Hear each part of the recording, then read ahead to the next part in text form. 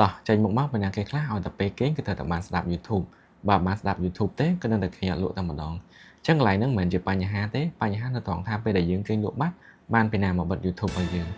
អញ្ចឹងនៅក្នុងវីដេអូមួយនេះខ្ញុំនឹងបង្ហាញអ្នកទាំងអស់គ្នាពីវិធីសាស្ត្រកំណត់ឲ្យទូរស័ព្ទដៃ iPhone របស់យើងបិទទៅលើ platform ហ្នឹងដោយស្វ័យប្រវត្តិហើយក៏ចង់បញ្ជាក់ប្រាប់អ្នកទាំងអស់គ្នាដែរមិនមែនបានតែ YouTube មួយណាគឺគ្រប់ streaming platform ទាំងអស់តែម្ដងអញ្ចឹងដើម្បីកំណត់ពេលវេលាដើម្បីឲ្យទូរស័ព្ទដៃ iPhone របស់យើងធ្វើការបិទកម្មវិធីទាំងអស់នឹងដោយស្វ័យប្រវត្តិត្បូងឡើយយើងចូលមកកាន់ clock មកបន្តមកទៀតអ្នកនរគ្នាចូលមកកាន់ timer ហើយនៅត្រង់ចំណុចនេះអ្នកទាំងអស់គ្នាត្រូវការកំណត់ពេលវេលា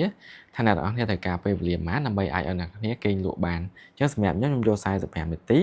ហើយកន្លែងដែលសំខាន់មួយទៀតគឺ when timer end អញ្ចឹងមានថាបន្ទាប់ពី45នាទីនឹងហើយយើងកំណត់មុខងារឲ្យ iPhone នឹងធ្វើអីអញ្ចឹងកន្លែងហ្នឹងគឺយើងយកពាក្យថា stop playing មានន័យថាបន្ទាប់ពី45នាទីនឹងចប់គឺឲ្យវាបិទគ្រប់ platform ទាំងអស់តែម្ដងអញ្ចឹងយើងចុចយក set មកហើយយើងចុច start ទៅបើសិនជាយើង ready ហើយអញ្ចឹងទូរស័ព្ទដៃ iPhone របស់យើងនឹងធ្វើការ countdown ហើយពេលដែល countdown ចប់វានឹងធ្វើការបិទទៅលើគ្រប់ platform streaming ទាំងអស់